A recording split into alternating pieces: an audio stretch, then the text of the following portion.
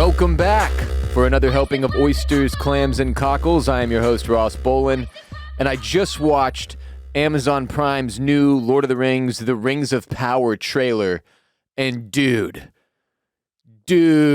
like I had to come sit down in the studio and talk it through. We may be in store for the greatest few-month stretch in the history of fantasy television between The Rings of Power and House of the Dragon. Bezos, by the way, definitely making sure he gets his money's worth with this one, as the Amazon Prime logo is seen on screen the entire trailer and then has a massive closing credit. But the trailer, all in all, has me, for the first time, really, willing to get extremely, extremely hyped about The Rings of Power, about this show. So let's walk through it. The trailer starts out, and again, it says it's another teaser. It says it's the main teaser. So apparently we're still not even to trailer number 1. Now we're at main teaser. It's ridiculous to me how they label all of these differently. It's just for it's like one of those things that's on the production side of media that needs to remain there, and they don't realize it, and then they put it on the consumer side. It's like, we don't need all the distinctions between the different types of trailers. For fuck's sake, just let us enjoy it. But this is main teaser, all right? And it starts out with a feminine voice explaining that there was a time when the world was so young, there had not yet been a sunrise, which is just a dope line to start it with. And we get all these incredible sweeping landscape shots of a few different settings. And she says, but even then, there was light. And there's like some gnarly light tree or something. I don't know. And then a feminine voice, potentially a different character, continues on with the narration. Elves have forests to protect, dwarves their mines, men their fields of grain, but we Harfoots have each other. Harfoots. Harfoots have each other. And now, up front, I'm not some huge Tolkien nerd, all right? Like, I read the Hobbit book growing up. I loved Lord of the Rings, obviously, and we'll get to that a little bit later, but I don't know what the hell a Harfoot is. I've never heard that until here. So it seems like, to me, just based on this main teaser, that Harfoots are the new hobbits. Like, there are new hobbits anyway for this particular story. Maybe they're like hobbits mixed with children of the forest from Game of Thrones. That's what they look like. They're like hippie hobbits, right? Then huge letters on the screen proclaim this show based on the works of J.R.R. Tolkien. Then there's some kind of terrifying meteor. Now, this is incredibly important. We've seen glimpses of this already, this meteor thing that's making contact with Middle Earth or whatever. And it appears to be sort of a central focus of the story that we're going to get into with the show. Then there's some badass elven-looking babe named Galadriel, has apparently done enough fighting. They want her to stop fighting. The other elves are trying to tell her, no fighting. You've done enough with your sword or something like that. But she has visions of evils yet to come and says the enemy is still out there. We get a little glimpse of her vision of these evils, and it's absolutely terrifying, which is part of the reason this trailer, to me, is so appealing, because it looks like they really go there, making it more dark, right? There were definitely dark scenes in the original Lord of the Rings trilogy, not necessarily language, not necessarily overly gratuitous violence or gruesome in that way, but there were scenes that made you feel like there was no joy left in the world, that there was no hope for any of the characters you were watching, certainly lots of them. And you get that feeling when you see the vision that Galadriel is having of these evils yet to come, the reason that she doesn't want to stop fighting. She wants to go find the evil left in the world, seek it out. She says the only question now is where that evil is. But in her little vision, everyone is like suspended, or not everyone, but a lot of characters, a lot of people, elves, herself, they're suspended in some kind of Sauron-esque flamed air, like mid-air, right?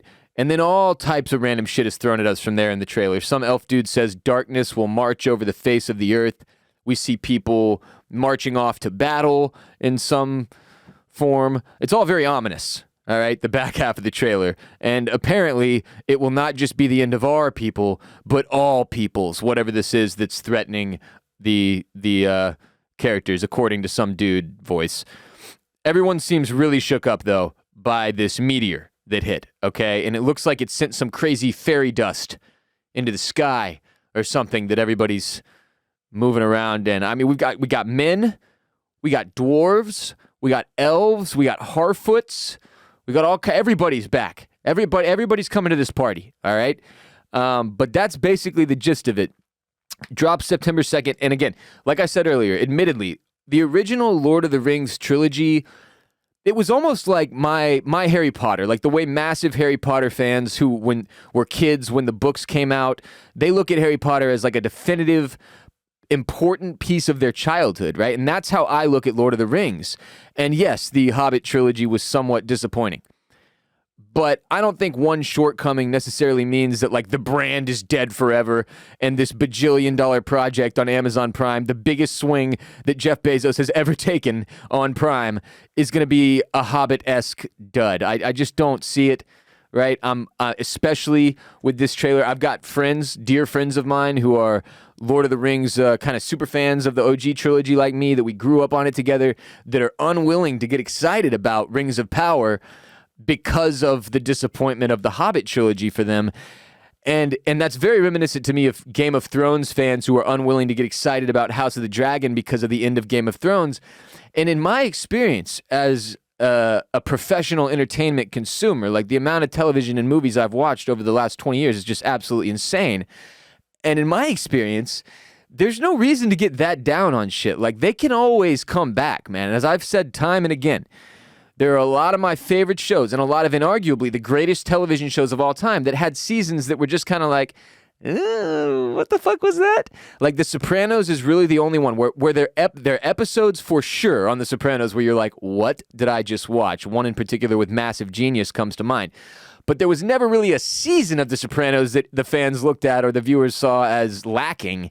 And that's what keeps it to me as the number one greatest show in the history of television. The Sopranos is just so great through and through, to even the off episodes, to the point that even the off episodes are incredibly entertaining to me because they hold this special place as being off episodes of the greatest show of all time, where everything was so good. All that being said, I'm refusing to be in that camp anymore. People who are unwilling to get excited. But look, the world is a vampire set to drain. Everything has sucked the last few. We've all been getting the shit kicked out of us. All right? The pandemic, all this crazy shit, the news every day is a nightmare. We need stuff to look forward to. Why should we take that from ourselves? Because of other completely unrelated projects. Completely unrelated. Totally different people, different showrunners, different directors, different producers, different money, different networks behind it in the case of Amazon. It's not like Amazon made the fucking Hobbit trilogy. So it's going to be fascinating to see how this all plays out. But now, the situation we're in, or I'm in personally, is that we have two huge fantasy properties to look forward to this year, which are going to be going sort of head-to-head in a way, one after the other, with Game of Thrones starting at the end of August and Lord of the Rings at the beginning of September, rather. It's going to be fucking chaos. I cannot wait. I am so stoked, and I will not let any of you negative Nancys rob me of this joy. I will not. But, yeah, again, the Hobbit trilogy was obviously a little disappointing, and that's probably part of the reason that they came with the Harfoots, honestly. With the Rings of Power, right? I'm hoping, that's one of my hopes for the series. I don't know, I'm not reading any articles about it. I'm not on Entertainment Weekly. I'm not doing Reddit searches. I'm not on Wikipedia. I'm coming in as a casual, right? Because I feel like that's the way most people who view this show are going to be coming in. And I want to come in the same way that all my listeners are going to, the majority of my listeners are going to be coming in. And because of that, my read so far is that perhaps there is a chance that we don't even really deal with hobbits here, or it's some version of hobbits, like an offshoot of the hobbits. You know how like all these different versions of the Christian church sprung off from one of the Catholic church or whatever? Maybe it's like that. The Harfoots are like another clan of hobbits, because they look hobbity, but like I said, hippie hobbits. So I'm hoping that that's a part of the new angle here that we're dealing with, right? Because one of the things, just like with House of the Dragon, we don't want to end up rehashing the exact same bullshit that we did with Game of Thrones. Oh, everybody wants the throne. What a surprise. It's shocking. Everybody wants power. Wow. We don't want to redo the same exact journey on Rings of Power where it's like there's this one fucking evil out there that everybody is going up against together, and then these little Harfoots have to save the world. And it's shocking because look how small and insignificant they are in the grand scheme of things, but even the smallest being can make a difference. Like, we already fucking did that, so we don't want to do it again, and that's why I'm hoping Harfoots are the focus, and I'm hoping there's a difference in the story, just like I am with House of the Dragon. And in both cases, I think, based on the material we've seen so far, based on the reactions from George R. R. Martin, based on this main teaser that we watched today from The Rings of Power, I think we're heading in the right direction with both shows, which I didn't expect, honestly. So we'll see what happens. But extremely, extremely excited for The Rings of Power now based on this main teaser that dropped. If you haven't watched it, obviously you should be doing that. I don't know how you got this far into the show without pausing to watch the trailer. What's wrong with you? Today's episode is brought to you by MeUndies. I'm wearing a fresh pair on my person right now. Greatest underwear in the world. Some days you just get your ass kicked out there. There's no better refrain from the beatings life throws your way than to make sure your ass is covered by only the finest undies available to woman or man. MeUndies is here to help you take a break from the hardships of the world and give yourself a soft summer.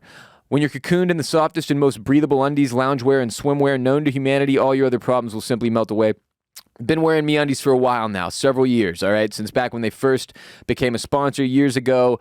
They were gone for a while. They're back. I'm wearing a brand new pair right now. Like I said, nothing like them. Super excited to have them on board as a sponsor of OCC because the comfort of these undies is unmatched. The loungewear and the swimwear are phenomenal too. The Clam Fam deserves to enjoy the finest things in life, like the comfort of MeUndies. And let's face it, summer is very sweaty. It is hot as shit out there, but your butt doesn't have to be. With MeUndies' light and breathable micromodal fabric, you can stay comfy and cool all summer long. They've got super fun seasonal prints, tons of styles to choose from, sizes extra small through 4XL. You can bring the beach to your butt without ever leaving your living room.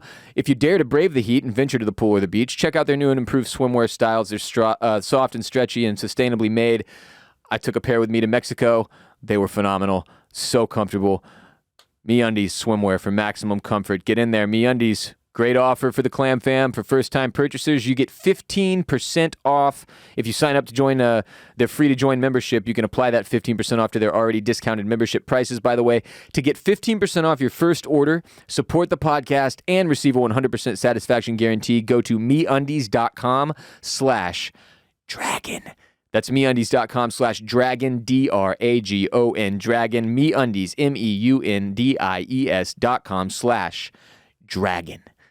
All right, time for some other recommendations for you. While we await House of the Dragon at the end of August and The Rings of Power in September, we need other things to watch, right? So first off, we're 3 episodes into Westworld's 4th season. And I've always said it takes 3 episodes to judge a show, to judge a season, to judge the direction of a season of a show.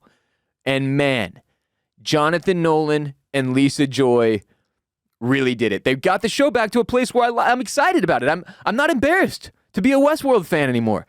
It's amazing. As a Westworld fan, I'm extremely happy to be extremely happy with the show again after the wet fart that was Season 3. I can't believe they got it back on track. I'm honestly very, very surprised. I didn't think they could pull this off, I will admit. And I'm still skeptical that they will maintain this level of momentum that they've built through 3 episodes for another 5 to make the season on the whole a big success at the level that it's currently at in my mind. But the start is there. It is certainly worth watching again. It's very fun to discuss. It's very fun to try to decipher as you're watching it. It's much more trackable than Season 3, and it's meaningful. It's deep. It's got good writing. It's got good storytelling. It is not the dog shit that you got with Aaron Paul's debut in Season 3 of Westworld. And I'm so that was just look. Now that I'm looking at the way this all went, Season 1 of Westworld, inarguably one of the best seasons of television ever made. You're not going to find very many people who watched it that disagree with that. It was just so much fun and so well made and so well written. Season 2, they had a really big challenge on their hands. How do we keep this going? That was an obviously great start, but holy shit. And sophomore seasons can often lose momentum. It's a lot to live up to, right? It's hard to keep at that same level of quality that you built through your first season. In particular, if you're having to keep a story going that you only had the beginning to. You didn't have all this other shit, so you're having to add more. Then the pandemic hits, that wrecks their plans for season 3. Season 3 ends up being like this different thing than they had actually anticipated. It's a fucking mess. Doesn't really unfold the way that anyone can enjoy it, I would argue. It was just, I mean, like, you could track it. You knew what happened at the end, but it was kind of like you didn't care about any of it, right? That gave you no reason to really have weight to what you were watching.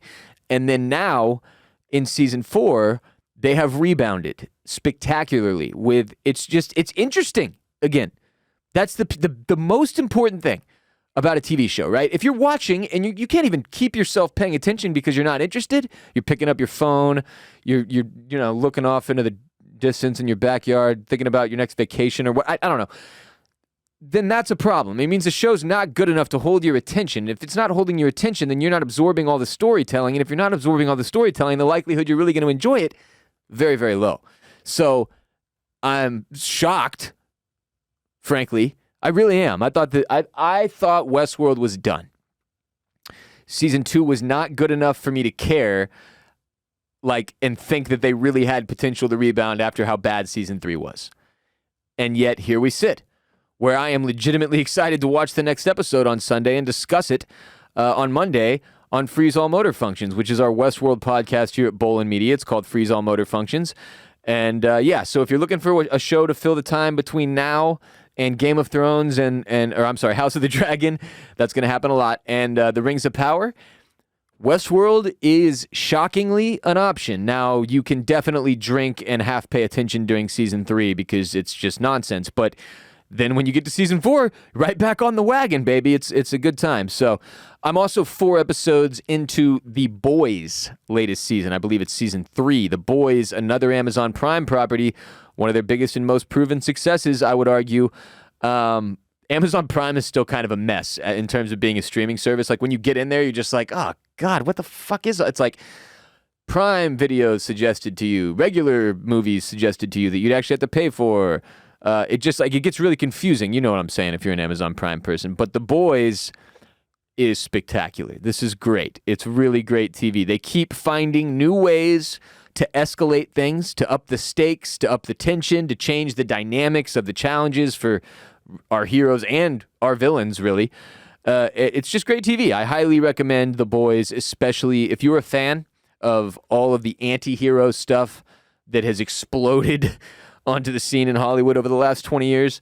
This is the best of the best, man. It's like Watchmen on steroids almost, and less about, in the case of Watchmen on HBO, less about social issues and more about just how generally fucked human beings are with greed and power, how it poisons people, and it's wild. It's a great ride though. So The Boys, Amazon Prime, latest season, they have kept the momentum. It is great so far. I think I'm 4 or 5. I haven't seen Hero-gasm yet, for those of you who are done with this latest season of The Boys. I don't even know what that is. I am looking forward to it. I was telling Content Cade, one of our other employees here at Bolen Media, before I started recording, that I didn't hear much in terms of buzz when the season ended, which is interesting because I heard a lot in terms of buzz during the season, especially during the season premiere, and then, of course, during Hero-gasm for reasons that viewers know. So I'm interested to see how The Boys season 3 ends because I can't get a read off of the public's reaction at all. So hopefully it ends well. We will see. I have only 1 or 2 episodes left of The Offer season 1, which is on Paramount Plus, and as I said on our last pod, if you are a fan of The Godfather, you've got to watch it. The Offer. I'll leave it at that since I already gave it a good suck last week, but The Offer rules, and I am delaying watching the final couple episodes because I don't want it to end. I keep, me and my wife get to our TV viewing time at the end of the day, and I'm like throwing out other random shit for us to watch because I don't want it to end. The Offer, because I don't know if there will be a season 2. I don't know if they're gonna is there a story for how The Godfather 2 was made or something? I don't know if they're gonna get into that. But just to give it a brief synopsis, The Offer is the story of the making of The Godfather, which is obviously one of the most successful and critically acclaimed films ever made, and most famous films ever made, as told through the eyes of producer Al Ruddy, who is played by Miles Teller, and it is fucking great. So, yeah, The Offer, The Boys, Westworld. Other than that, if you've never watched The Sopranos, or maybe it's time for a rewatch, we have been breaking down The Sopranos episode by episode with a companion podcast per episode of the series on patreon.com/oystersclamscockles for over like a year now. We're on 4 episodes left.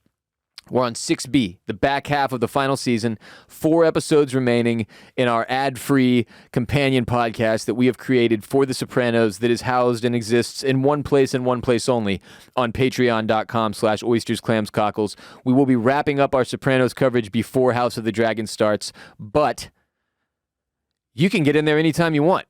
So if it's like, you're like, oh man, I'm too busy right now to watch The Sopranos, but I really do want to watch it one day. Well, it'll be there for you when you're ready on patreon.com/oystersclamscockles with a podcast that's about an hour long, every single one of them for every episode of The Sopranos. We're almost done. 4 left. Been one of the funnest projects I've ever gotten to do in my career. Barrett Dudley, one of my best friends for over 20 years, is a first-time Sopranos viewer. I am a repeat viewer, huge fan of the franchise. And there's no spoilers. We do it so it's friendly to first-timers and repeat viewers. I kind of throw in some lines that repeat viewers will get, but first-timers would have no idea what I'm talking about, that kind of thing. And it's a blast. We're on Season 6B, back half, final season, working our way through, almost at the finale. Cannot wait. Join us on patreon.com/oystersclamscockles to watch The Sopranos with myself and Mr. Barrett Dudley today, if you're looking for something to watch in advance of House of the Dragon and The Rings of Power. Also, support today's sponsor, MeUndies, to support our show. Go to MeUndies.com/dragon and you'll get 15% off your first purchase. Again, I'm wearing a brand new pair right now. MeUndies, incredibly comfortable. Been wearing them for years and years. Love them. MeUndies, MeUndies.com/dragon. 15% off your first purchase. Other ways to support the show. You want some merch? You want a shirt? You want a hat? You go to bolenmedia.com/shop, where we're going to be putting up new merch in advance of House of the Dragon Season 1 airing on HBO in the end of August. So keep an eye. bolenmedia.com/shop. You just click on Oysters, Clams, and Cockles.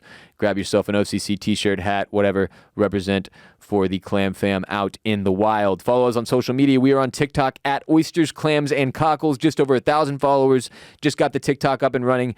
A lot of fun in there. Get in there on the ground floor. Oysters, Clams, and Cockles on TikTok. We're Oysters, Clams, Cockles on Instagram. Clams and Cockles on Twitter. My name is Ross Bolen. This show is brought to you by my company, Bolen Media. You can follow me at WR Bolen on Instagram and Twitter. Listen to my comedy show, The Ross Bolen Podcast, that's free every week on Apple Podcasts and Spotify and the like. I've got a Houston sports show called Banging the Can if you're from Houston. We've got an F1 podcast here at Bolen Media hosted by Jared Borislow. It's called Formula Bone. Jared's nickname is J-Bone. Thus, Formula Bone F1 show, available wherever you listen to Oysters, Clams, and Cockles. If you love F1, you will love Formula Bone F1 show, hosted by Jared Borislow, brought to you by Bolen Media. Go check that out today. Give Barrett Dudley a follow. Not here with me today, but obviously he is my co-host here on OCC and will be covering House of the Dragon with me every single week at Barrett Dudley. And every episode of our show is also available on YouTube now, by the way. If you'd rather watch, search Oysters, Clams, and Cockles on YouTube. Booyah! You can watch these episodes in full. I'm there right now waving at you. Look at me. Doing a little dance. Making a little love. YouTube. Oysters, Clams, and Cockles. Full video. Yes, sir. August 21st, folks. It's almost here. We're at, what, a month and 6 days? Something like that. House of the Dragon. Cannot wait. Fire and blood. There will be both. I've abandoned my boy. Until our next helping. Adios. Muchachos.